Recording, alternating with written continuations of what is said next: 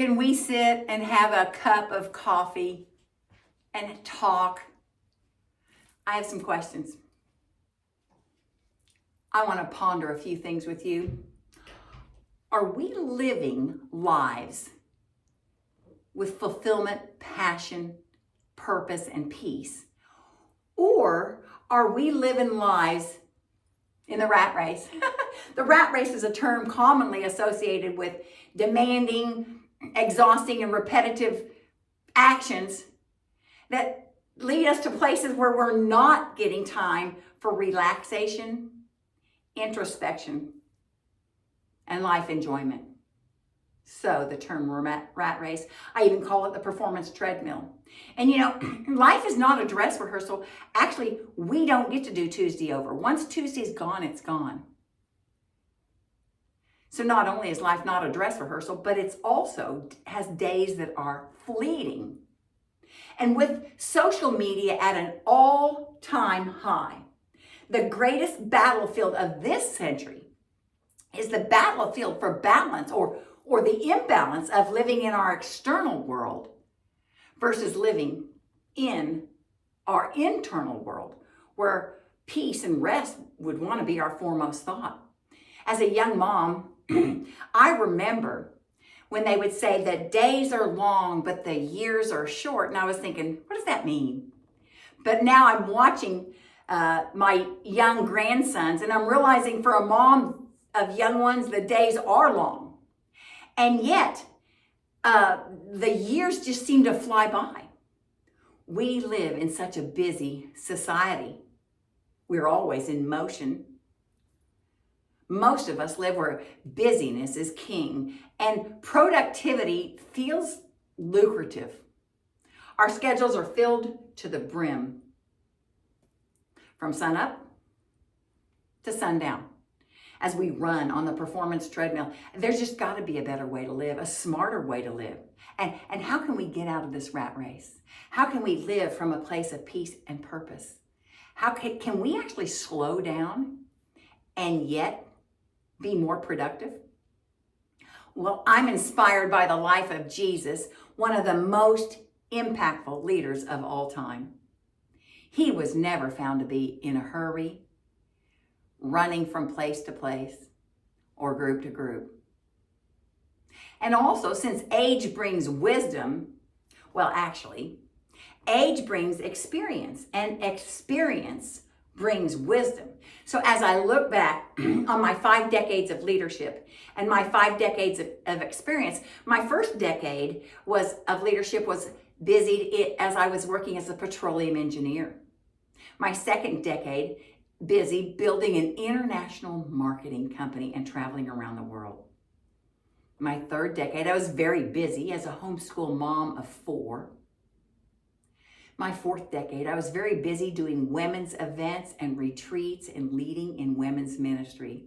And now I'm living in my 5th decade of leadership as a chaplain, a coach, a speaker, and an author. And life existed before I was born. And life is going to exist, likely after I die. So what imprint and purpose was my life to catalyze? Was your life to catalyze? Is all this adding up to something impactful or fruitful? Was there any peace of mind in the process? Well, wisdom introduced me to the gift of solitude and silence. Jesus practiced them throughout his life, so I decided to invest in such as well.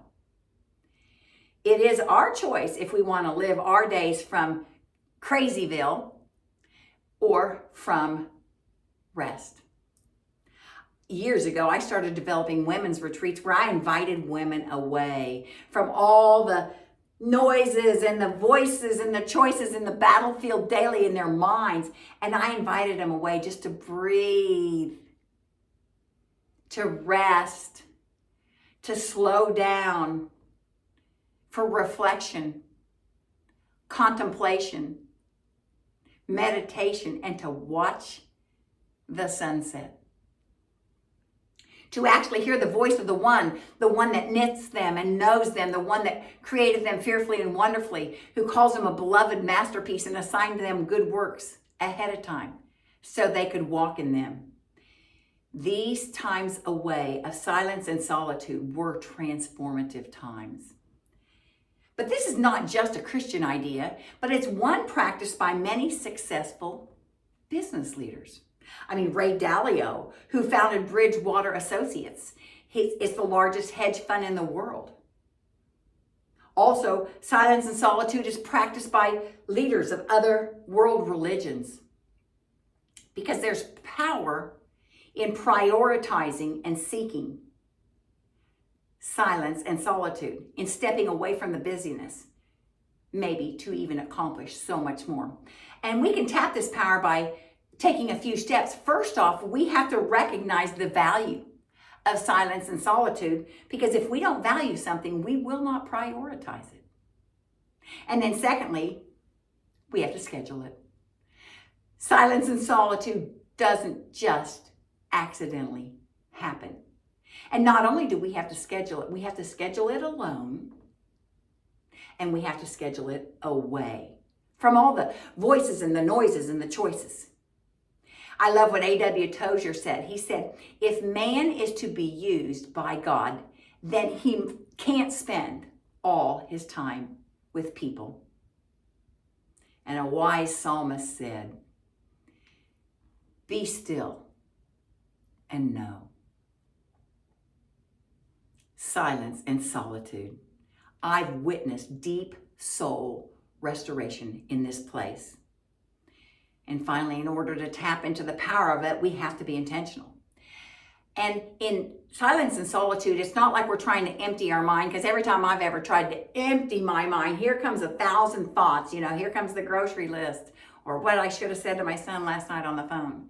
But instead of emptying our minds, how about being intentional about filling our minds? And let's choose what we fill our minds with.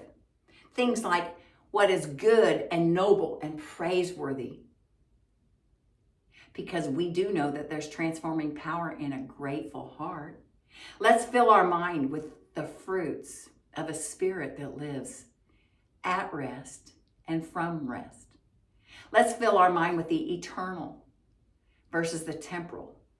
Let's fill our mind with the idea of the grand big story versus our little story.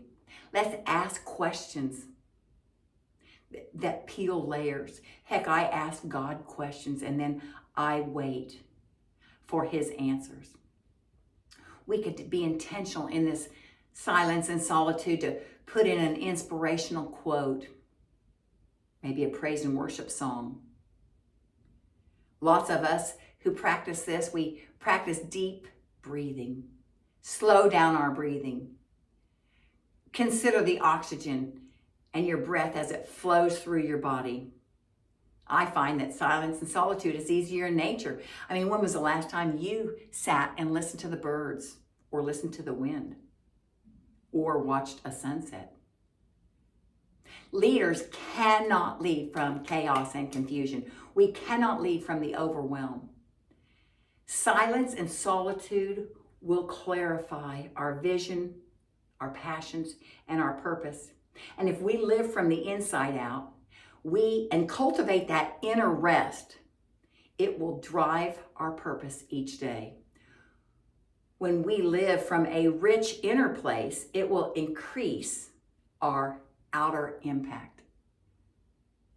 So let silence and solitude help us birth a life where we can live and lead from a quiet inner confidence that we are created on purpose, with purpose, for purpose, and we are assigned such a time as this.